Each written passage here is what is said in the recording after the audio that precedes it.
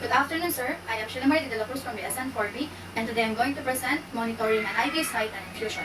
The goal of this procedure is that the patient remains free from complications and demonstrates signs and symptoms of fluid balance.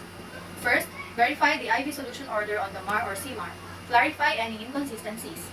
Check the patient's chart for any allergies. Check the color, leaking, and expiration date. Lastly, know the purpose of the IV administration and medications if ordered. Monitor the IV infusion every hour or per agency policy.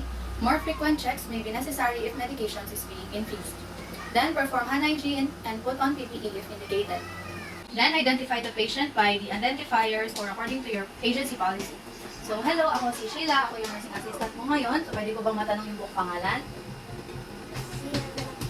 Okay. Then, provide privacy and comfort to the patient by closing the curtains around the bed or closing the door of the room if possible. Then, explain the procedure to the patient. So, di ba, nakaswero ka? So, titingnan lang natin yung swero mo kung meron ba siyang pamumula or kung nakakatiba, namamaga. So, titingnan lang natin yung pati pagtulo ng swero mo kung tama ba, kung tumutulo ba siya, okay? Okay. If an electronic infusion device is being used, check the settings, the alarm, and the indicator lights. Also check for the set infusion rate. Note the position of fluid in the IV container in relation to the time take. Also, instruct the patient about the alarms on the electronic device. If IV is infusing via gravity, check the drip chamber and time the drops.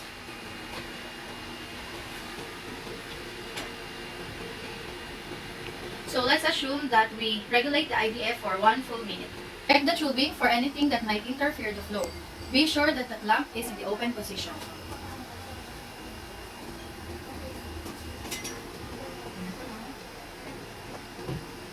Observe the dressing for leakage of the IV solution. So, patingnan lang.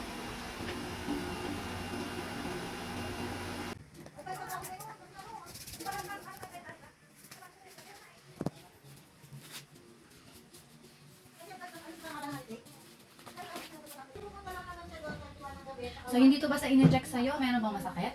Wala po. Hindi ka naman nahihirapan gumalaw sa kamay na to? Okay. Then, inspect the site for redness, swelling, and heat. Palpate for induration. Ask if patient is experiencing pain. These findings may indicate phlebitis. Notify the primary care provider if phlebitis is suspected.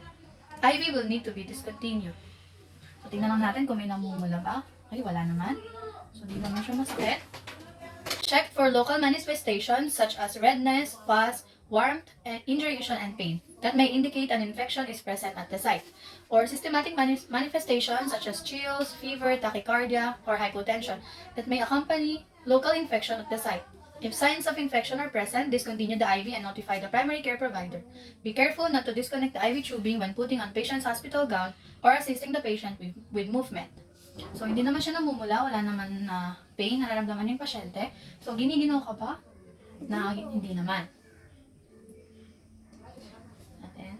Okay. Be alert for additional complications of IV therapy such as fluid overload can result in signs of cardiac and or respiratory failure. Monitor the INO and vital signs of the patient. Assess for edema and auscultate lung sounds. Ask if patient is experiencing any shortness of breath. So, ngayon ba nahihirapan ka bang huminga? Hindi. Okay. So, pakinggan lang natin saglit, no? Hinga ka lang ng malalim. Okay.